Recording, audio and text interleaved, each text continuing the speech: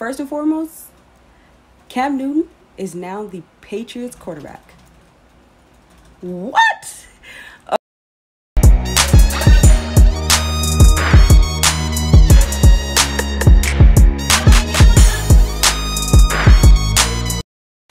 Hello everyone, welcome to my channel, or welcome back if this is not your first time. If this is your first time, please don't forget to like, comment, share, as well as subscribe to my YouTube channel. This is So Beautiful Me Sports Takes, and I'm going to jump into today's video because today's video is basically going to be about some recent signings that happened both in the NFL and the NBA.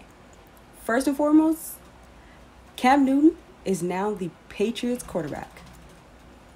What?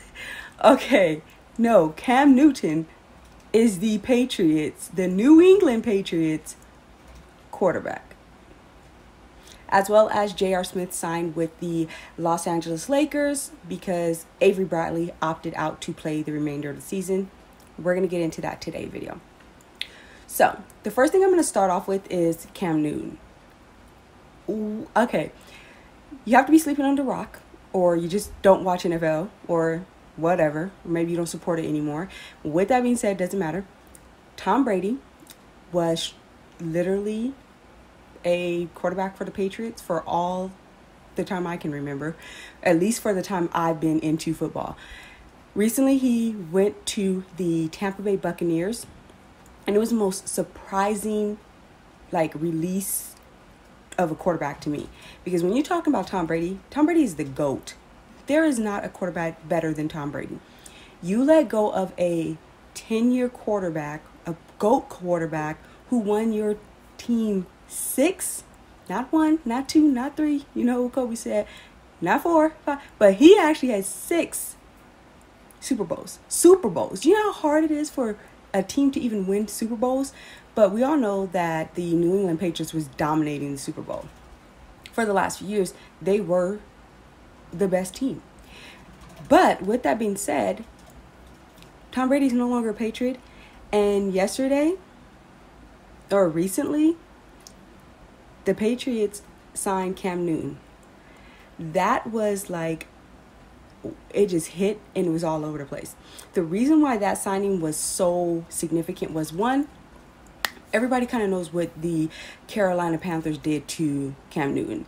They basically released him at the very last minute, which made it hard for him to be marketable to other teams so that he could get a job. It was kind of cruel. They kind of really didn't do him right, simply because of the fact that it's this man took you guys to a Super Bowl. This is an MVP quarterback, and you guys really released him on some you ain't type thing. Where they do that at? And on top of that, it makes you look at the organization of the Panthers yeah, I don't respect that. But that's neither here nor there. The difference is with this is that the Patriots are starting kind of a new beginning, because like I said, for all I can remember, all I've known is Tom Brady as their quarterback.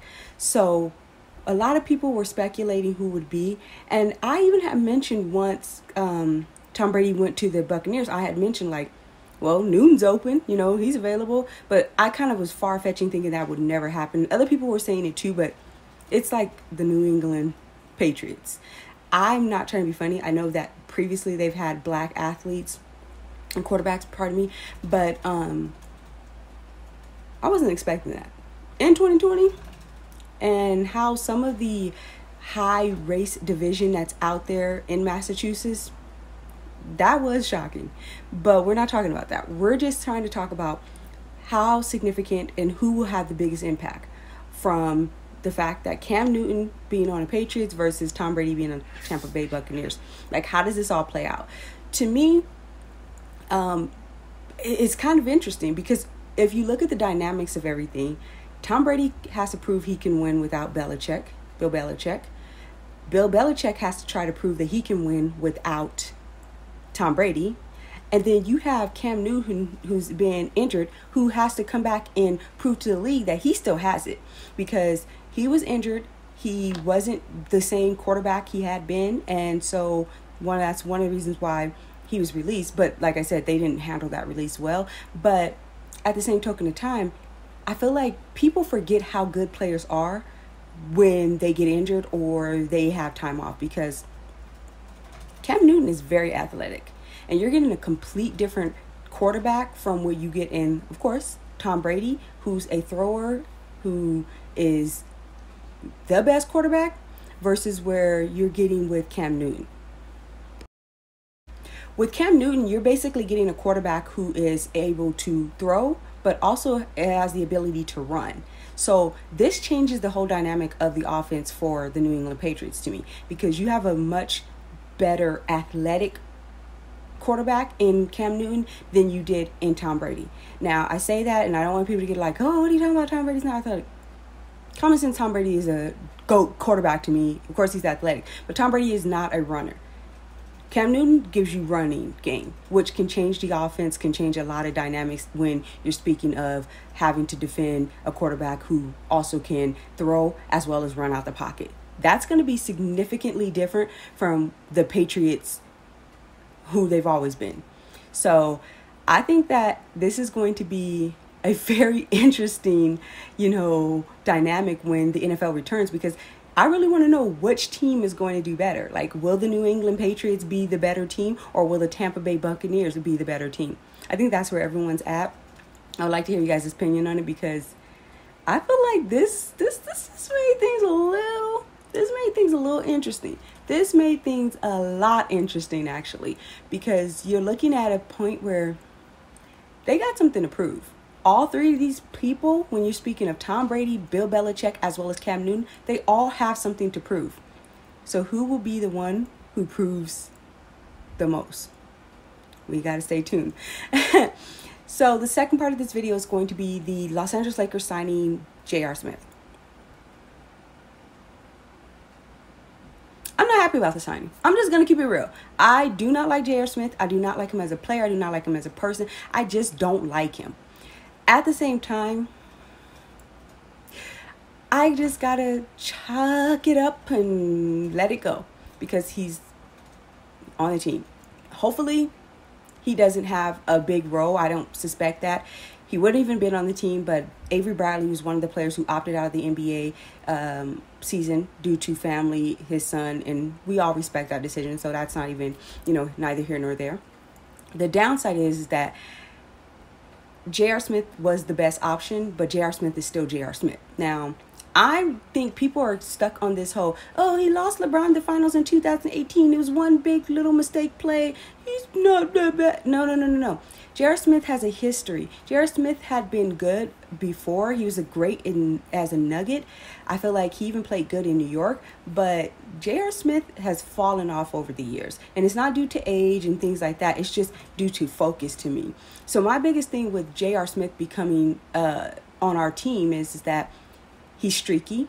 His shooting could be streaky. Now, when he's on, but most of the time he's not on. Yes, he has good defense. We need better perimeter defense, because the Lakers struggled with that all year. Our best perimeter defender was Avery Bradley, as well as KCP. But we're talking about the starter position right now, although I don't think J.R. Smith will be starting whatsoever. I feel like J.R. Smith is just a fill-in. He's going to be there to buy us time off the bench, hopefully very limited minutes, him as well as Rondo.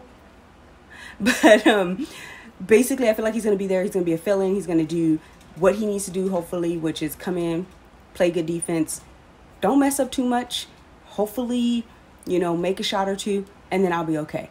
But as of right now, I really am not a fan of him, because I also think he's a distraction type player. I feel like sometimes he's not as focused as he should be. I don't want him coming into this team where we have really great chemistry. Our players really respect each other. Our players really seem like they all want it. And you have Mr. AKA J.R. Smith, known as Henny God, because he's a big drinker.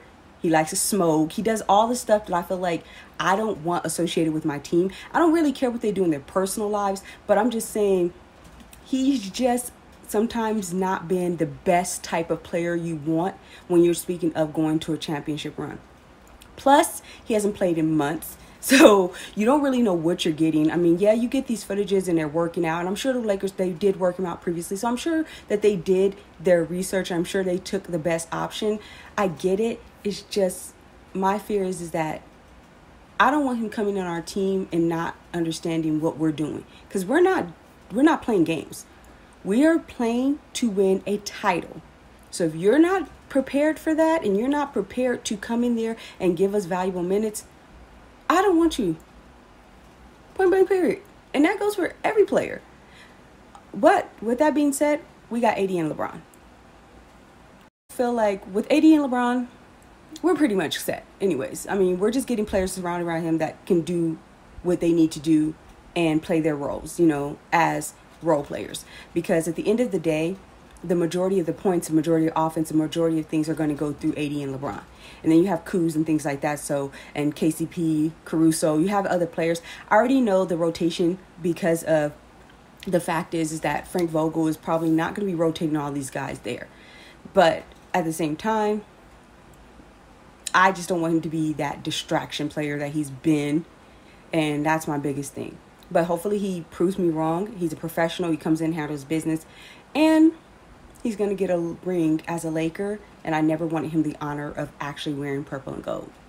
I'm going to just keep it 100. I'm going to just keep it 100. Like, I done. Whatever.